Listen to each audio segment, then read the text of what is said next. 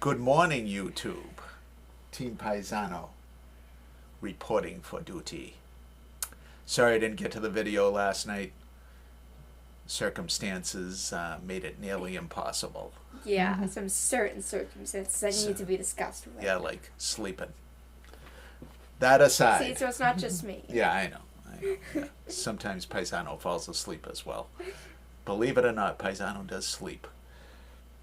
Okay, this week, July 22nd, I believe, we lost one of the great entertainers of all time, and that was Ozzy Osbourne. I mean, really, what can you say about the Oz man? Besides Freddie Mercury, I can't think of any lead singer that could get the crowd going like Ozzy. Instantly had the crowd on his side, wherever he was.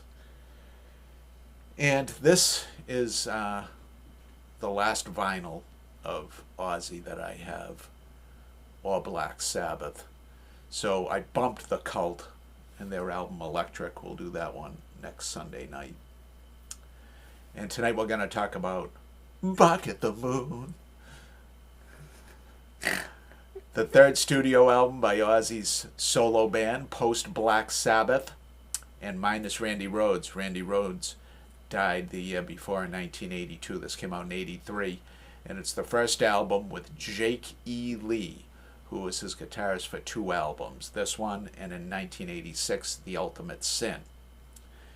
Jake E. Lee was no Randy Rhoads, but he was an adequate rock and roll guitarist, that's for sure. Him and Ozzy made a couple of good albums. Not Randy Rhoads great, not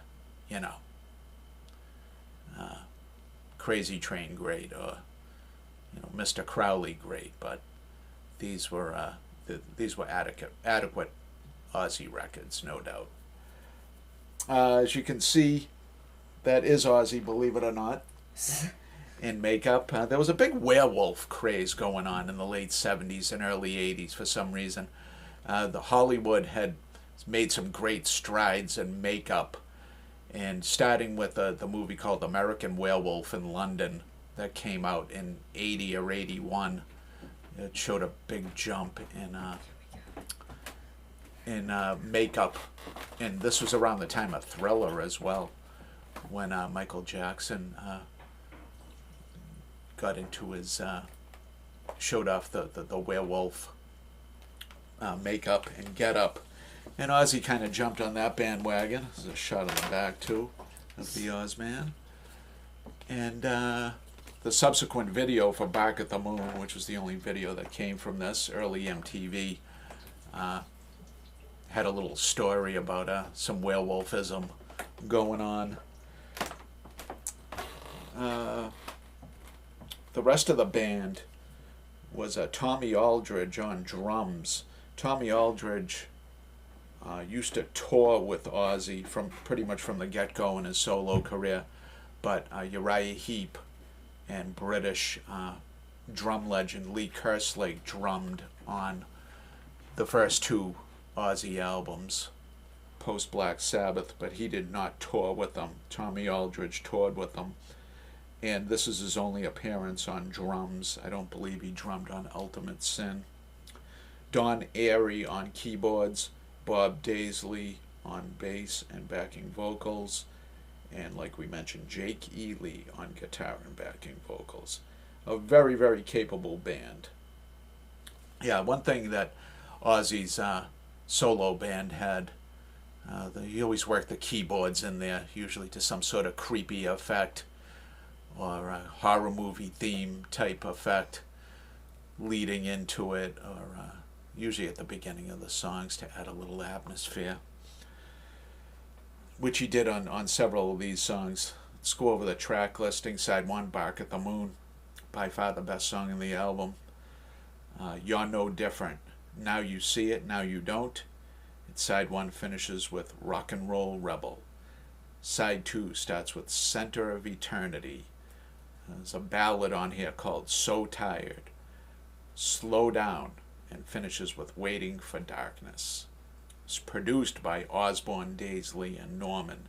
mixed by Tony Bon Jovi, who was John Bon Jovi's cousin, I believe, at the power station in New York. It says it was mixed at the power station. I don't know where it was recorded. I don't know if it was recorded in England or over here. Let's take a look at the vinyl. It's played very well. Very, very well. Very little surface noise. Came out on CBS. Like I said, 1983. Classic Blues CBS label. This is a reissue. If this came out in 83, I probably bought it 2 or 3 years later. I'm not sure if the original had a gatefold sleeve or not. I don't know if Ozzy had that much money post Black Sabbath. You know, Sharon Osbourne saved Ozzy after Black Sabbath ended and hooked him up with Randy Rhoads and gave Ozzy new life. Ozzy would have died way before 2025 if he was left to his own devices before his wife found him and brought him back, because he was a mess. And then he was a mess after Randy died too. You know, it took a lot for him to find another band. Of course, all this was with Sharon's help. She bailed that guy out I don't know how many times. Brought him back from the dead, from despondency, from drugs and alcohol.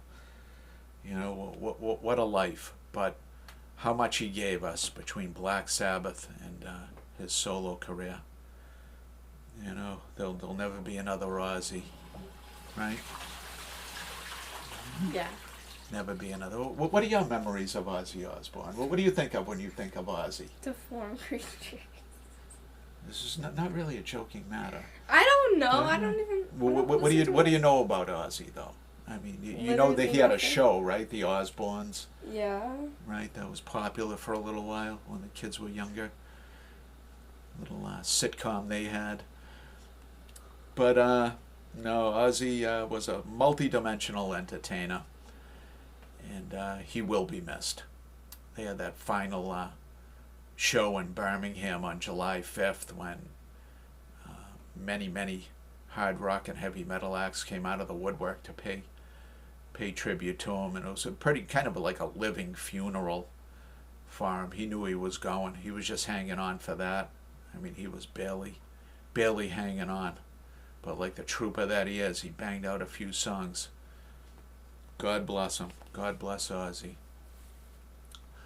All right, I want to thank you guys for tuning in. Tune in Sunday night. There's not going to be an album draw this week. We're going to do The Cult and their 1987 release, Electric. Until then, you two. Toodles. Have a good day. Thank you. Bye. Bye.